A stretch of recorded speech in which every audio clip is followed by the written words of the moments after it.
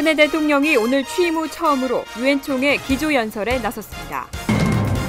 지난 주말 브루클린에서 임신부를 상대로 한 경찰의 과잉 진압이 벌어져 논란이 되고 있습니다. 뉴욕시의회가 어제 시정회의에서 악덕 랜드로드에 대한 벌금을 2배로 인상하는 법안을 통과시켰습니다. 뉴욕 주재 한국 외교관 차량이 미납하고 있는 주차 위반 벌금 체납액이 $10,000가 넘는 것으로 조사됐습니다. 퀸즈 보로청이 퀸즈 한인 동포회관 건립에 필요한 예산을 지원하겠다고 약속했습니다. 이상은 이 시각 주요 뉴스입니다. 여러분 안녕하십니까? KBN 뉴스입니다. 박근혜 대통령이 오늘 뉴욕 유엔 본부에서 열린 제69차 유엔 총회에 참석했습니다. 취임 후 처음으로 기조연설에 나섰는데요.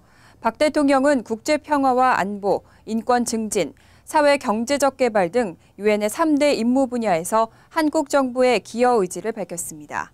금홍기 기자가 보도합니다. 박근혜 대통령은 브라질과 미국 등에 이어 7번째로 유엔 총회 단상에 올랐습니다.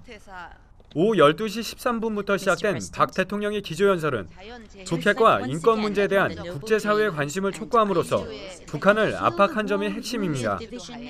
박 대통령은 북한의 핵 문제를 한반도와 동북아 평화의 가장 큰 위협이라고 거론하면서 북핵 포기를 촉구했습니다. 그러면서 북한이 핵을 포기할 경우 국제사회와 함께 북한의 경제 발전을 적극 지원한다는 한반도 신뢰 프로세스를 재천명했습니다. 박 대통령이 비무장지대 내 세계 생태평화공원 조성 구상을 상세히 소개한 점도 주목할 만합니다. 박 대통령은 유엔의 3대 임무 분야에 대한 한국 정부 측의 입장을 설명한 뒤 비무장지대의 생태계 가치와 평화공원 조성이 갖는 의미 등을 소상히 설명했습니다. 당초 관심을 모았던 일본군 위안부 문제의 경우 외교 관례를 감안한 듯 일본이나 위안부를 직접 거론하지 않고 전시 여성에 대한 성폭력으로 짧게 간접 언급했습니다.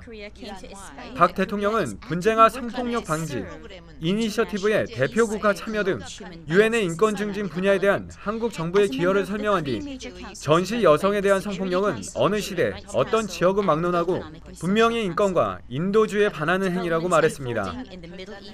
한편 박 대통령은 뉴욕에서의 마지막 일정으로 코리아 소사이어티 등 미국 주요 연구기관 대표들과 간담회를 가진 뒤 오늘 밤 늦게 귀국길에 오릅니다.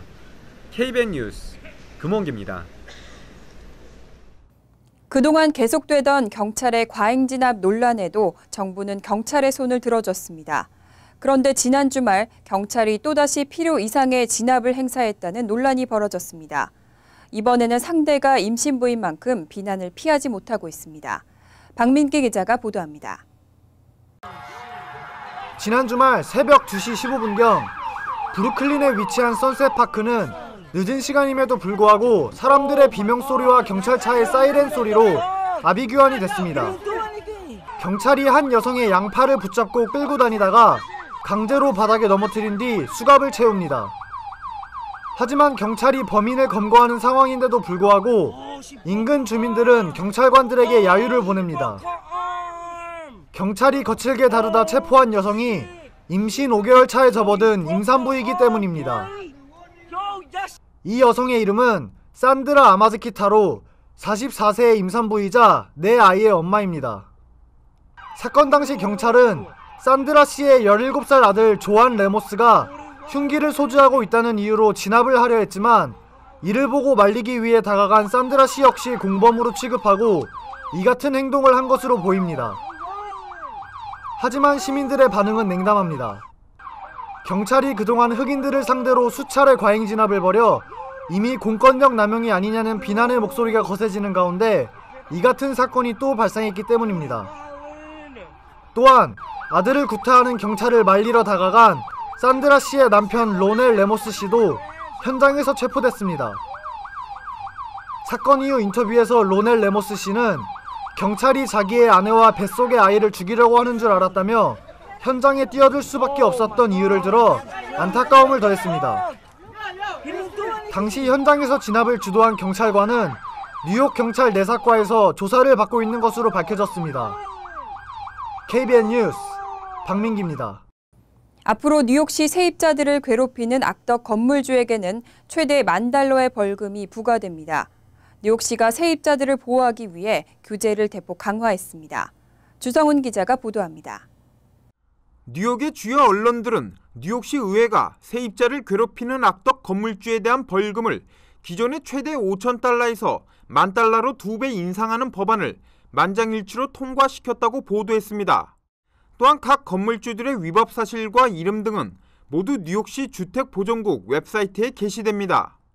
이번 법안은 마가렛 친 뉴욕시 의원과 주메인 윌리엄스 뉴욕시의회 주택위원장에 의해 발의됐으며 멜리사 마크 비베리토 뉴욕시의회 의장의 지지를 받았습니다. 법안은 이미 지지 의사를 밝힌 바 있는 빌 드블라주 뉴욕시장의 서명 180일 이후부터 즉각 실효됩니다. 또한 법안은 반복되는 위법 행위에 대한 벌금도 최소 1,000달러에서 2,000달러로 2배 인상시켰습니다. 언론이 소개한 악덕 건물주의 위법 행위로는 집수리 불이행, 늦장 공사, 렌트비를 일부러 받지 않고 렌트비 미납으로 세입자를 쫓아내는 경우 등이라고 밝혔습니다. 이러한 방식으로 쫓아내고 다음 세입자에게 시장 가격으로 렌트비를 올려받는 것입니다. 특히 이들 경우 대부분이 부유한 지역의 렌트 규제 아파트나 노인 아파트인 경우가 많아 그 피해는 더 심각하다고 지적했습니다. 하지만 일각에선 이번 벌금 인상이 건물주들이 악덕 행위들을 통해 버는 이익에 비해 너무 적다며 개정 법안의 실효성에 의문을 던졌습니다. KBN 뉴스 주성훈입니다. 뉴욕 주재 한국 외교관 차량이 미납하고 있는 주차 위반 벌금 체납액이 $10,000가 넘는 걸로 조사됐습니다. 180여 개 공관 중 6번째로 많은 금액입니다. 지난달 28일 기준으로 2002년 이후 뉴욕 주재 한국 외교관의 벌금 체납액은 $11,327로 조사됐습니다. 이것은 뉴욕 시내에서 활동하는 180여 개국 공관 중 6위에 해당되는 금액으로 주차 위반 벌금 체납액이 가장 많은 나라는 $25,17에 달하는 이탈리아였습니다. 이어 코트디부아르와 나이지리아, 사우디아라비아와 인도네시아가 뒤를 이었습니다. 뉴욕시는 지난 2002년부터 외교기관에서 미납한 주차 위반 벌금 체납액이 $2,200만 달러에 달한다며 철저한 단속에 나선 바 있습니다. 당시 마이클 블룸버그 시장은 외교관들이 면책 특권을 믿고 불법 주차 벌금을 납부하지 않는 관행이 있다고 지적하며 대대적인 미납금 회수를 천명했습니다. 이로 인해 세계 각국 외교관 차량이 주차 위반으로 미납한 벌금 액수가 $1,560만 달러에서 $74만 3천 달러로 감소했지만 이후 최근까지 다시 꾸준한 증가세를 보이고 있습니다. 한편 한국은 주차 위반 티켓 외에도 위생국이나 기타 시정부기관에 체납한 액수를 모두 합해 벌금 총액이 $14,055에 달하는 것으로 조사됐습니다. 퀸즈 한인 동포회관 건립에 청신호가 켜졌습니다. 퀸즈 보로청이 동포회관 건립에 필요한 예산을 지원하겠다고 약속했습니다. 퀸즈 한인회는 어제 퀸즈 보로청에서 열린 한인 커뮤니티 타운홀 미팅에서 한인 동포회관 건립 예산 지원을 약속받았다고 밝혔습니다.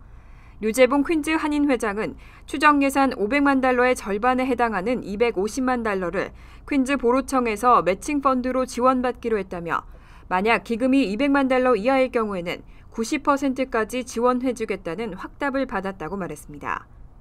퀸즈 한인회는 또 이사를 앞두고 있는 퀸즈 YMCA 건물을 한인회관으로 사용할 수 있는 방안을 검토해달라고 멜린다 캐츠 보로장에게 공식 요청했으며 보로장은 한인회관으로 사용 가능한 모든 건물을 조사 후 알려주겠다고 한 것으로 전해졌습니다. 한편 한인회는 기금 마련을 위해 다음 달부터 본격적인 모금 운동을 시작하는 동시에 한국 정부로부터도 예산을 지원받는 방안을 추진하기로 했습니다.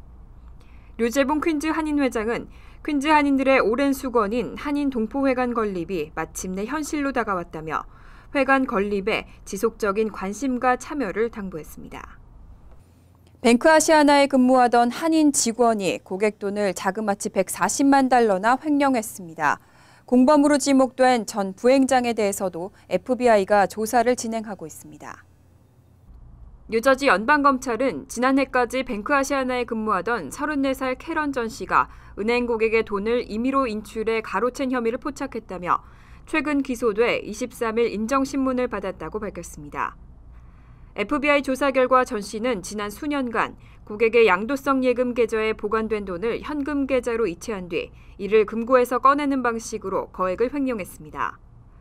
특히 뱅크아시아나가 윌샤은행에게 인수 합병되기 직전인 2013년 9월 27일과 10월 4일 사이에는 최대 10만 달러의 돈을 수차례 빼간 것으로 드러났습니다.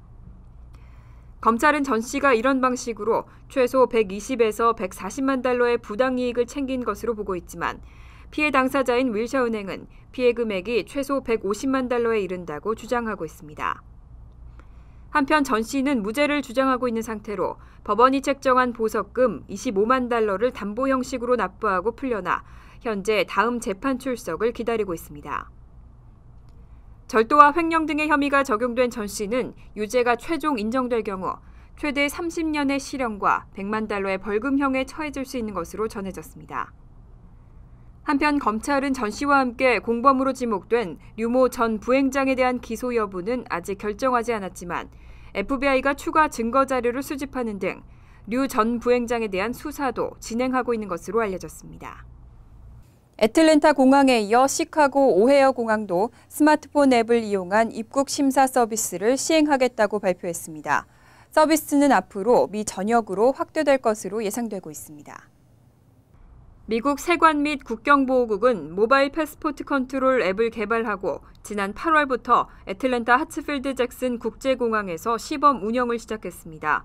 이어 시카고 오헤어 국제공항 역시 스마트폰 앱을 이용한 입국 심사 서비스를 곧 시행할 예정이라고 밝혔습니다. 서비스가 시행되면 여행객들은 스마트폰 앱에 여권 정보를 입력한 후 세관 신고서를 작성하고 전송한 뒤 입국장 심사관에게 여권과 함께 스마트폰이나 태블릿상의 전자확인증을 제출하게 됩니다.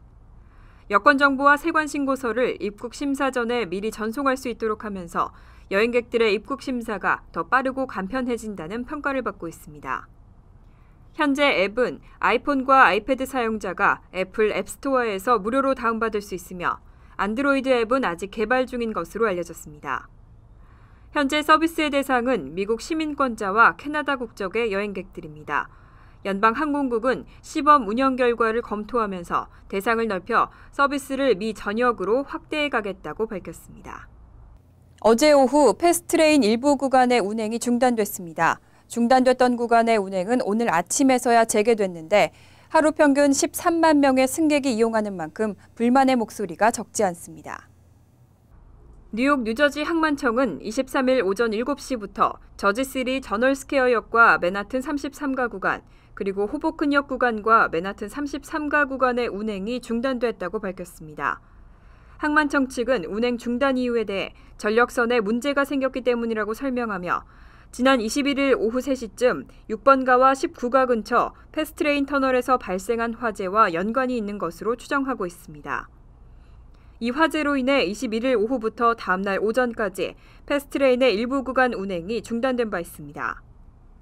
평일 평균 약 13만 명의 승객이 이용하는 패스트레인의 연이은 운행 중단으로 인해 통근객들의 불편이 계속되고 있습니다.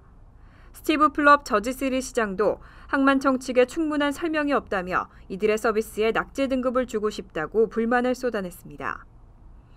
한편 운행 중단 기간 동안 패스트레인 승차권 소지자는 뉴저지 트랜짓 버스나 기차, 뉴욕 워러웨이 페리를 이용할 수 있습니다.